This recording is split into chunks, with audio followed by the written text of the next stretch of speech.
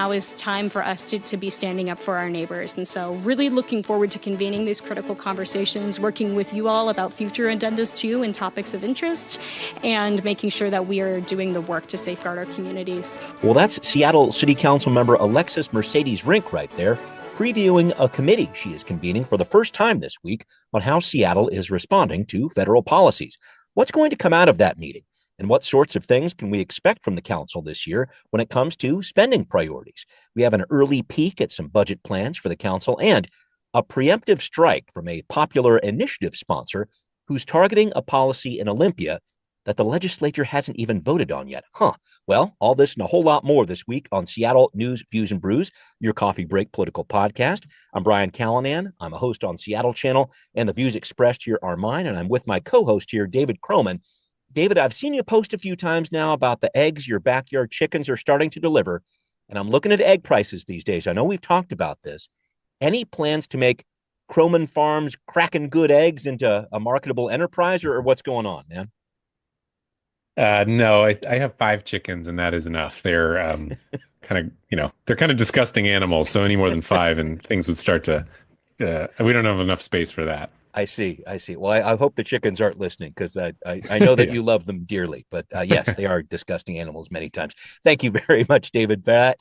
Thanks also to City Grind Espresso, the background noise sponsor for the audio podcast. Find them on the first floor of City Hall. Big thanks to John there. Thanks always to our show patrons. If you're not a patron, get on board, folks. We answer questions from patrons on the show. There's Patrons First podcasts, all kinds of good stuff, even an awesome decal if you just join at the $5 a month level. What a deal there. Finally, a big thanks to Converge Media. The video version of the podcast airs on Converge Wednesday nights at 7. All right, let's get on it. Time for Right Here, Right Now. This week for the council, not super busy. We're still a few weeks away from a full council vote on the controversial SODO housing plan that Council President Nelson pushed through her committee at the end of last week on a 3-2 vote. But I'm looking even further ahead, David, to the work of the Select Budget Committee under the direction of Councilmember Dan Strauss. It's meeting this week, and I took a sneak peek at the calendar of what's ahead for the Budget Committee, and the council has essentially listed out their wish list here, more than 40 plans called SLI, Statements of Legislative Intent. And David, before looking at some of these initiatives on their own, I wanted to bring up the fact that it seems so early to be talking about the budget. Normally, this takes over the council kind of towards the fall months, September through November. But with Councilmember Strauss, it seems to be springing into action earlier and earlier, this budget committee. What do you make of that? Yeah, he did this last year too. Right. Started it really early. And I mean, the thought was that really not since the 2010s has Seattle had to deal with, a gap in the amount of money it was bringing in and what it wanted to spend on programming. And so, a lot of the city council was elected on getting the budget in order. And so Strauss, in his role as budget chair, has opted to start this conversation early. I will say that newer last council year, members too who haven't been through a budget process as of last year. But yeah, keep going. That's true. Yeah, that's true. I will say that didn't stop last budget season, at least my perception of it, from being sort of chaotic at times. Right. Because there's only so much they can do until they have a proposal before them, which is, usually what kicks off the budget season. Yeah. It starts at the mayor's office and then it shows up That's with right. them. But, they can, as you alluded to, they can do kind of studies or ask people to look into things and sort of assess their priorities and gather a little more information in advance. And it seems like this is kind of what they're doing. Yeah, and I didn't mean to look too far ahead here. This list of legislative intent, that doesn't mean the council's locked in, right? Other legislation is going to come down the line aside from this list, wouldn't you say? Yeah, for sure. This list, a lot of it is sort of asking departments or to look into certain things. Yeah, or give to out do a reports little and things, extra right? analysis. Mm-hmm. To sort of inform their decision making. I had looked at this too. I think a lot of it is maybe what you would expect. How are we doing on recruiting? How on police recruiting? How's this program working? How's that program working? The couple of things that stood out to me was one asking for looking into incentivizing people to take early retirement. And then another one about what possible resources could be provided to laid off employees. Yeah. again, sort of reading tea leaves here, but going into a budget season, I think it is at least slightly notable that the city council is trying to figure out how to get fewer people working for Mhm. the city and what that would take to get them out of the door. Yeah. Again, lots of options, well, a few options for them, but certainly it appears they have not ruled out uh, urging people to retire early or possibly lay people off. Yeah, no, that's going to be part of this too.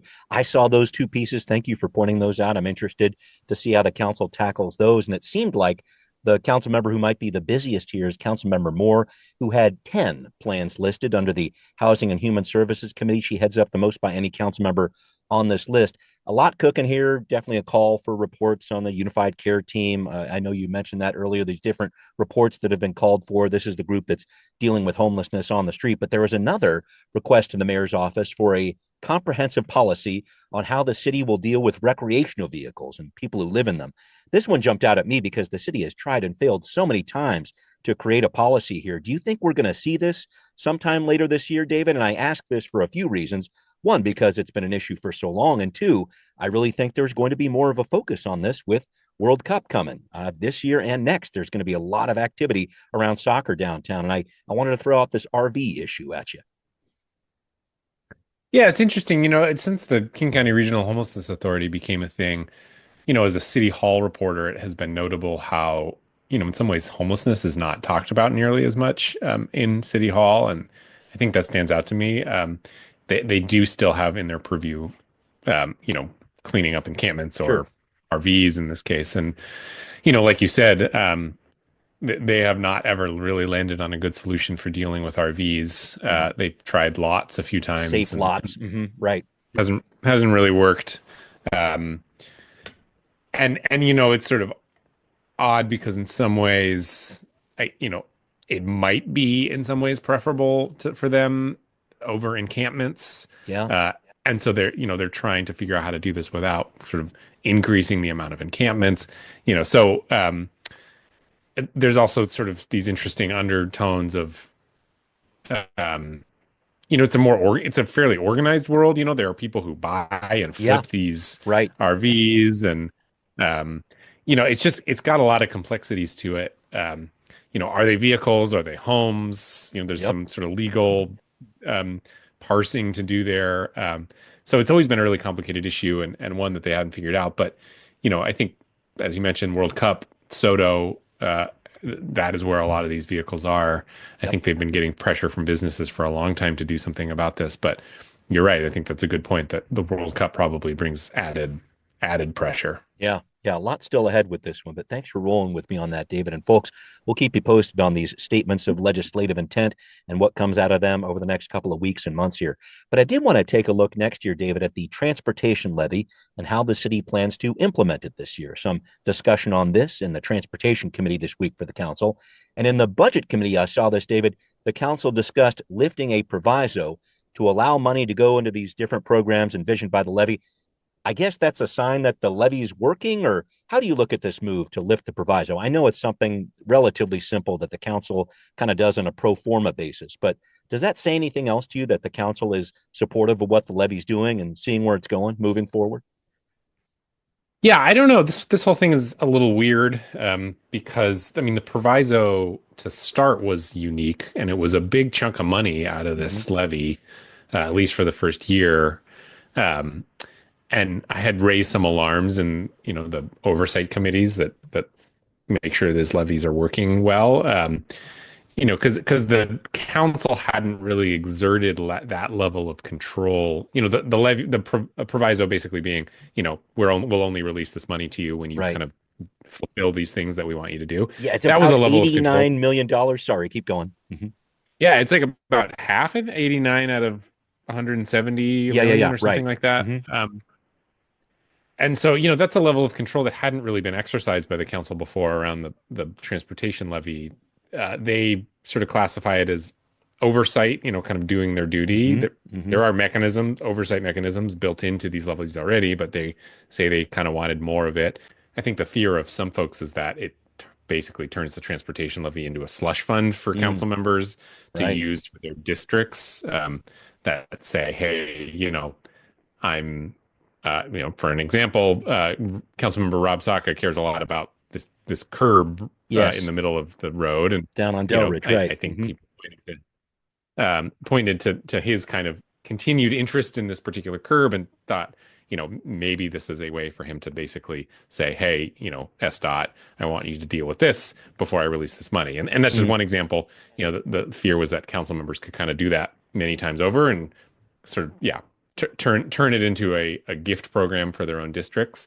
Um, I don't know if it's turning into that. It seems like if this is being lifted totally now, it's not going to turn into that, but that was the fear at the time. Yeah, that one confused me too. We're talking about somewhere around $89 million this year out of 170 million over the next couple years here. So there's a lot we're considering here, and I guess I'm going down this path a little further on the levy here. It looks like the biggest investment that I'm seeing over the next 8 years is going to be around street maintenance and modernization. It's just over 24% of the spending plan for this year. Pedestrian safety is the next highest investment at about 16%. And David, I wanted to reach back into your transportation reporter background if I could.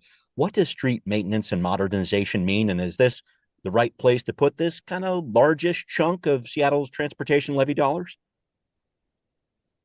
Yeah, I think it means basically repaving Mm, and upkeep, particularly of cities' arterials and main roads. I mean, when this council was elected, again, they ran a lot on, quote, getting back to basics. Councilmember Saka talks a lot about being uh, the pothole king. I Pothole almost King, right. Mm-hmm. cringe at repeating that. But, Yeah. the idea was, and there was some polling that backed this up, is that, people want just kind of the infrastructure that's there already Mm-hmm. to work better than it does, rather than kind of spending a lot of new money on new things. Right. I think that sentiment was, for example, the death knell basically to the new streetcar downtown. The Mm, city decided they weren't going to spend a lot of money on that, and instead kind of focus on repaving the roads they have now.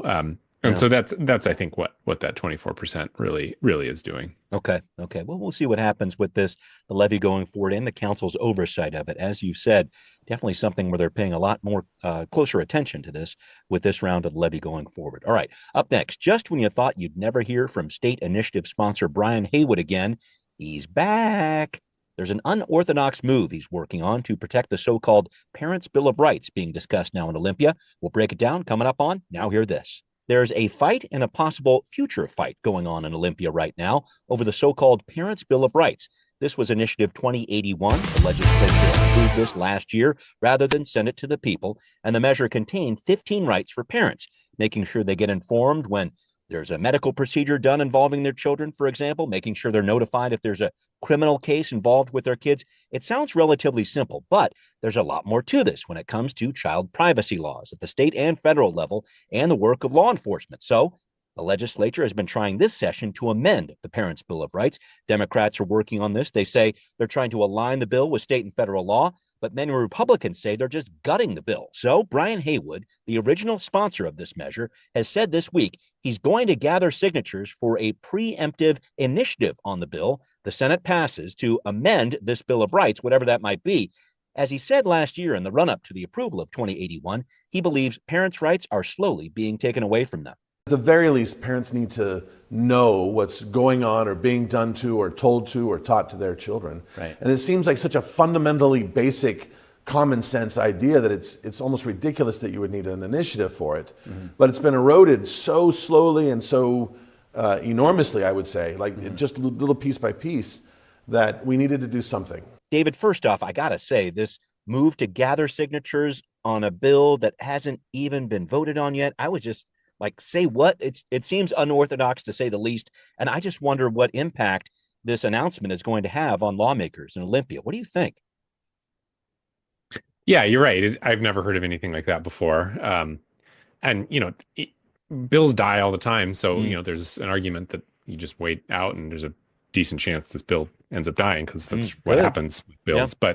But he's trying to get ahead of it. I think there's a little bit of a political piece here too. The Republicans see this as a good issue for them. I think a lot of this, it's not quite as explicit. I think a lot of this has to do with transgender students. And I think that's kind of why Democrats are interested in the medical side of this, and why Republicans are. And so, I think it is touching on a lot of hot button issues right now. And I think, um, I mean, Haywood and the people that he worked with when they ran the previous 6 initiatives were pretty explicit that part of the goal was to like gin up enthusiasm for the Republican base in Washington. And, Yep.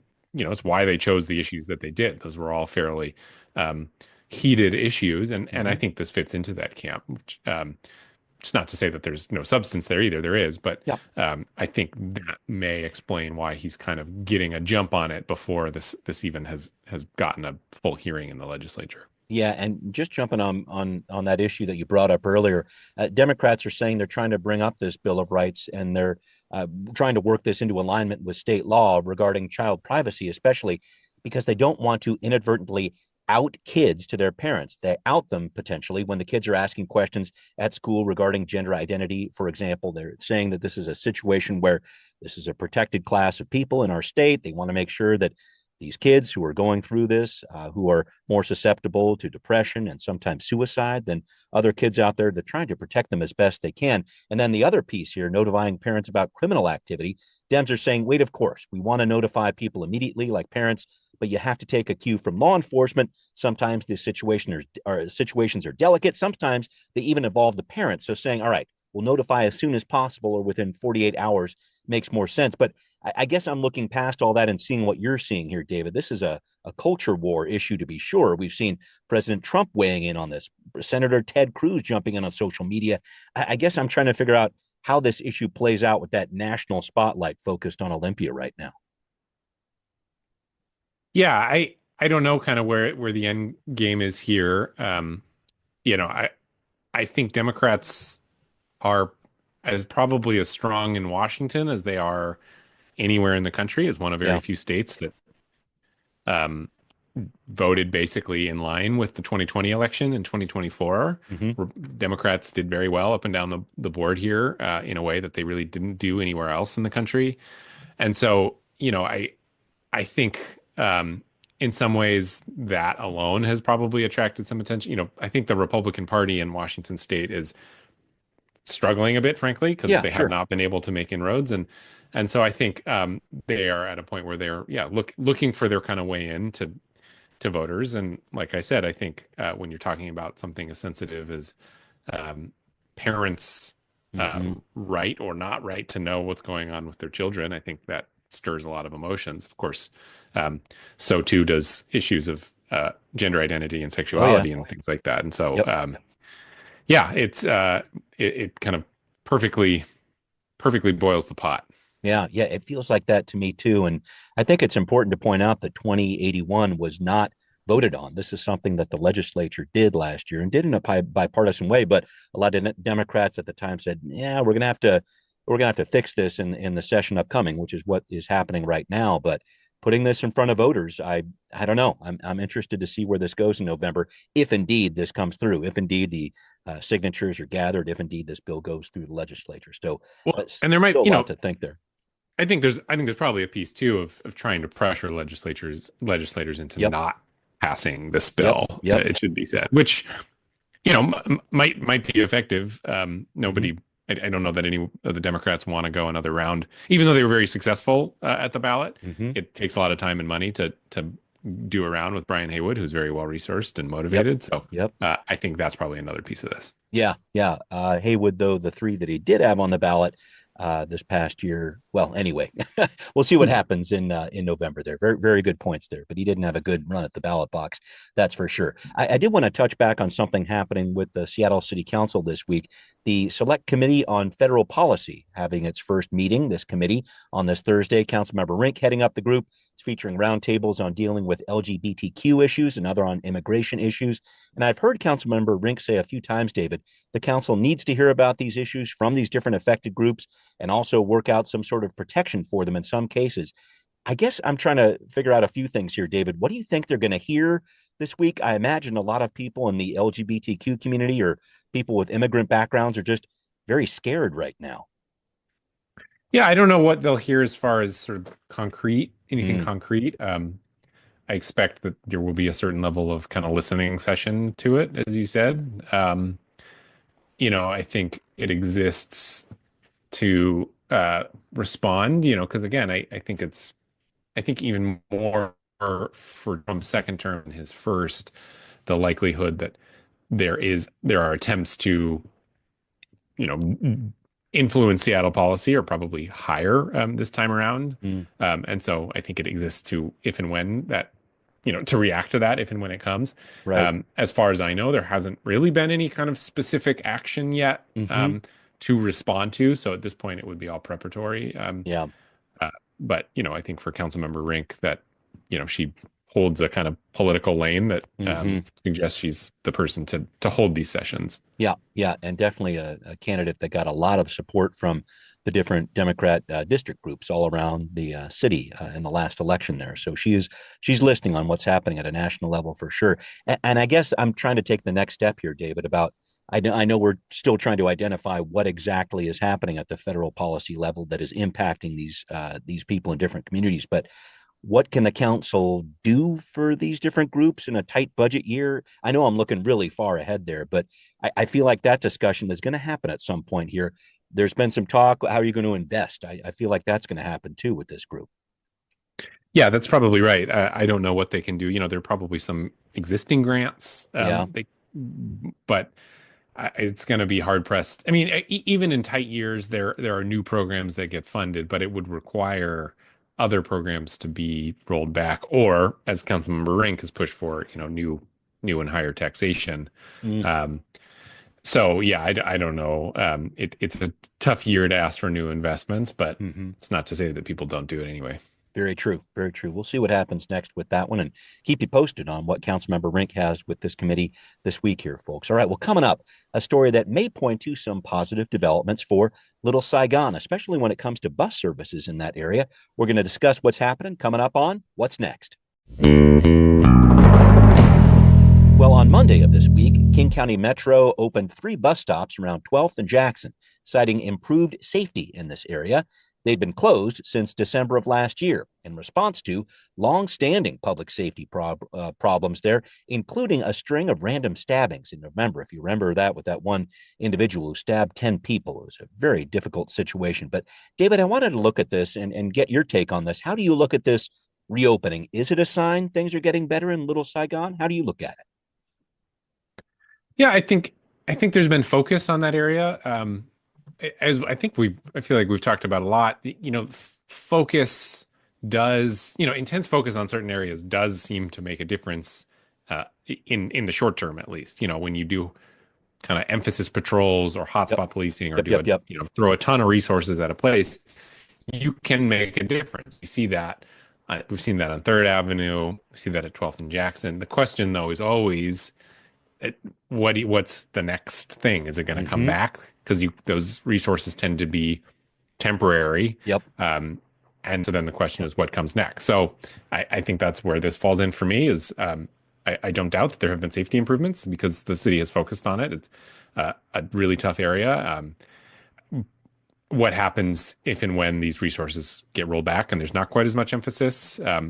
That's my bigger question. Yeah, mine too, because the council actually just held a meeting, and I believe the mayor's office was there too, with some people from the group Friends of Little Saigon. This happened last week. They were talking about some of these ideas of reopening these bus stops and really just general safety in this area. And what happens next is a question for me. And I just wonder why, and I don't know if this is going to come across the right way, but why is Little Saigon important to the council, to the mayor? Can you talk to me about that issue? Because there seems to be a lot of focus, which is warranted here because of the activity that's been going on there. But why is that area of Little Saigon, Chinatown, so important to the council? Why are they trying to put this focus there right now? Yeah, I mean, I think it's really, I mean, you can make a case that Little Saigon is among the most vulnerable neighborhoods in the city. Mm, Because I mean all of Chinatown International District is, but Little Saigon in particular because it does not have the historical preservation protections as Chinatown does, on the other hmm. side of I-5. Yep. And so that is like an added layer onto all of the other kind of safety concerns that Yep. have hit Chinatown International District for a Hmm. long time. I mean, the statistics show that there is, more violent crime there and kind of more property damage. And it's happening to an older population, a poorer population, of course, pretty heavily immigrant population. Yeah. And so you take all that together and then add on top of the risk of Little Saigon sort of being redeveloped into something that is no longer Little Saigon, because that can't happen with Chinatown. That's preserved pretty strongly, but Little Saigon isn't.